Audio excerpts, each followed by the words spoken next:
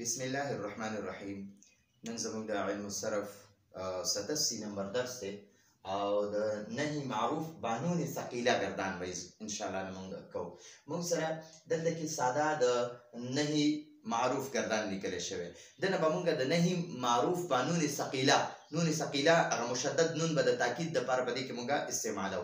نو د نهي معروف بانون ثقیله سره به لام تاکید نه لګيږي. د نهي په گردان کې او د امر په گردان کې به د تاکید والا کم لام د صيغه په شروع کې لګيږي، هغه په دې نهي او د امر په گردانونو کې نه لګيږي. نو دا موږ سره لا یضرب معنی دا هغه یو سړی دی وخل نه کوي. اوس د سره زنون ثقیله لګوم، بس د اخره کې بنون ثقیله ور سره ولګي او دا کوم حرف باندې چې جزم دی نو دله به زبر ورکي.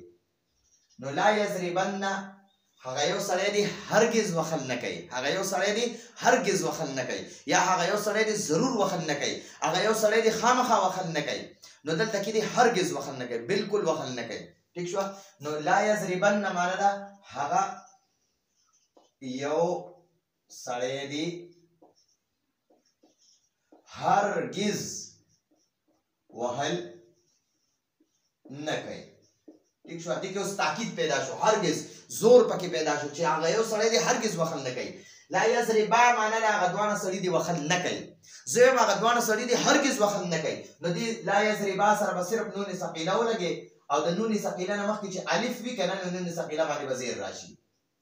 نو لا یضربان معنی دا هغه دوانه سړي دی هرگز وخل نه کوي،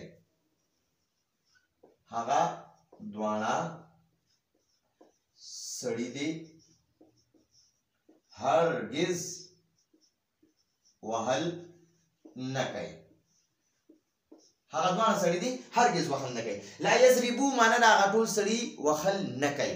نو دې سره به زه نون ثقیله لګوم، نو چې کله زه دې سره د تاکید دپاره نون ثقیله لګوم نو لا یضربو په اخره کې چې کوم الف او واو دی نو دا به دې ختم شي، صرف دا الف او واو به دې ختم شي. نو دا لا یضربو پاتې شو او دې سره نون ثقیله اخره کې ولګوه. نو لا یضربن د دې نون مشدد نه مخکې چې پیش شي نو پوه شه چې دا د جمع مذکر صيغه ده، دا د جمع مذکر صيغه ده. نو لا یضربن معنی دا هغه ټول سړي دي، هغه ټول سړي دي هرگز وهل نه کوي، هغه ټول سړي دي هرگز وخل نه کوي.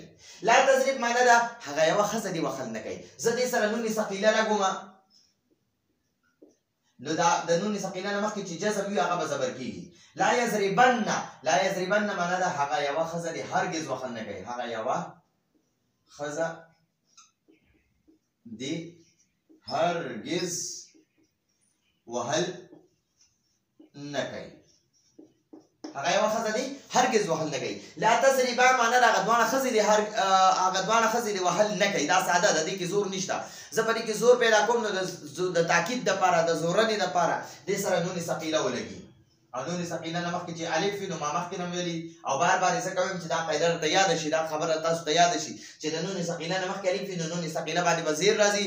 هسې دا نون ثقیله باندې په خپله باندې زبر وي، مشدد وي، شد والا نون وي او په ده باندې زبر وي. خو چې کله د شد والا نون او په ده زبري او د ده نه مخکې الف وي نو بیا به په دې شد والا نون باندې زیر راځي. نو لا تضربان معنی دا هغه دوانه ښځې دي هرګز وخل نه کوي، هغه دوانه ښځې دي هرگز وهل نه کوي. ٹھیک شو؟ لا یضربن معنی دا هغه ټولې ښځې وهل نه کوي. زه هم دې سره زه نون ثقیله ولګوم، نو چې کله د دې جمع مؤنث صیغو سره نون ثقیله لګې که نه نو وګورئ دا نون ثقیله دی. نو یو نون ضمیر د جمع مؤنث دا نون او یو نون مشدد دا نونونه یو ځای شو نو دا صیغه ډېره درنه شوه. نو عرب چې کله دوه نونونه یو ځای شي که نه، یو مشدد نون او یو دا د نون جمع مؤنث نون، دا دوه نونونه چې یو ځای شي که نه نو د دې په منځ کې یو الف ولګئ. دغه الف ته الف فاصل وایي، فصل جدایي راوستو والا الف چې د نون جمع مؤنث او د نون مشدد د نون جمع مؤنث او د نون ثقیله په منځ کې جدایي راوسته. نو د دې دواړو نونونو په منځ کې به دلته یو الف ولګي، الف. نو دې الف ته الف فاصل وای. نو اوس په دې الف د وجې نه په نون مشدد باندې زیر راشي. ٹھیک شو نو ما تاسو ته مخکې نه ویلي د نون مشدد نه مخکې چې الف وي نو نون مشدد باندې به زیر راځي نو لا یضربن معنی ده هغه ټولې ښځې دي وخل نه کوي لا یضربنان معنی ده هغه ټولې ښځې دي هرګز وخل نه کوي هغه ټولې ښځې دي هرګز وهل نه کوي نو دې کې ورته اوس زوره نه ورکړی شو چې هغه ټولې ښځې دي هرګز وخل نه کوي نو درې د مذکر هغه صیغې داسې دي لا یضربن لا یضربان لا یضربن ٹھیک شو درې دا د مذکر دي درې اوس د مؤنث شوي لا تضربن لا تضربان لا یضربنان لا تضربن لا تضربان لا یضربنان اوس درې د مذکر حاضر دي لا تضرب ته وخل مه کوه زویم ته دې هرګز وخل نه کوې ته هرګز وخل مه کوه نو لا تضربن اخره کې نون مشدد لګوه نون مشدد نه مخکې نون ثقیله نه مخکې چې جزم یا به زبر کېږي لا تضربن ته هرګز وخل مه کوه ته هرګز وخل مه کوه ٹھیک شو دې کې اوس تاکید پیدا شو لا تضربا معنا ده تاسو دواړه سړي وخل مه کوئ اوس چې دې سره دې کې تاکید پیدا کې نو تاکید لپاره نون ثقیله ولګوه نون ثقیله نه مخکې چې الف وي نو نون ثقیله باندې به زیر راځي لا تضربان معنا ده تاسو دواړه سړي دي تاسو دواړه سړي هرګز وخل مه کوئ تاسو دواړه هرګز وهل مه کوئ ٹھیک شو لا تضربو معنا ده تاسو ټول سړي وخل مه کوئ نو دې کې زور نشته تاسو ټول سړي وخل مه کوئ تاسو وخل مه کوئ نو زه دې کې زور پیدا کوم چې تاسو هرګز وخل مه کوئ نو بیا به دې سره نون ثقیله لګي نو د جمع مذکر صيغو سره چې کله د جمع مذکر غایب یا د جمع مذکر حاضر صيغو سره دې دوه صيغو سره چې کله نون ثقیله لګيږي نو د دې د اخره کې چې کوم واو او الف ته نو دا به ختميږي ها نو لا تضربن معنا ده تاسو ټول سړي هرګز وخل مه کوئ نو تاسو ټول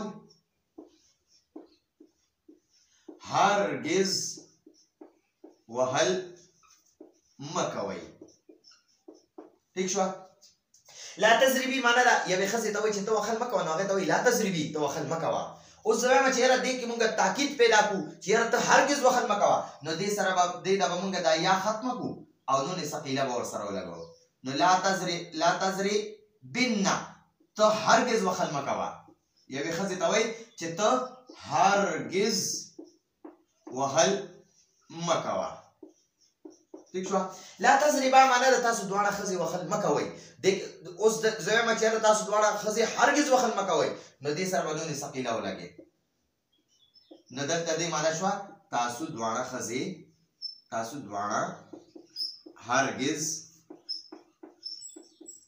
وهل مه کوئ ٹھیک شو لا تضربنا معنا ده تاسو ټولې ښځې وخل مه کوئ لا تضربنا تاسو وخل مه کوئ ښځو ته وایي اوس زه وایم چې تاسو ټولې ښځې هرګز وخل مه کوئ نو لا تضربنا سره به صرف نون ثقیله زیات کړي نو نون ثقیله او نون جمع مؤنث دا دواړه بیا یو ځای شو نو دا صیغه ډېره ثقیله شوه درنه شوه نو د دې دواړو په منځ کې به یو الف فاصل راشي د جدایۍ دپاره دا دواړه نونونه یو بل نه جدا کړل نو کله چې نون مشدد نه مخکې الف وي نو نون مشدد باندې به زیر راشي نو لا تضربنان لا تضربن معنا ده تاسو وخل مه کوئ لا تضربنان معنا ده تاسو هرګز وخل مه کوئ تاسو ټولې هرګز وهل مه کوئ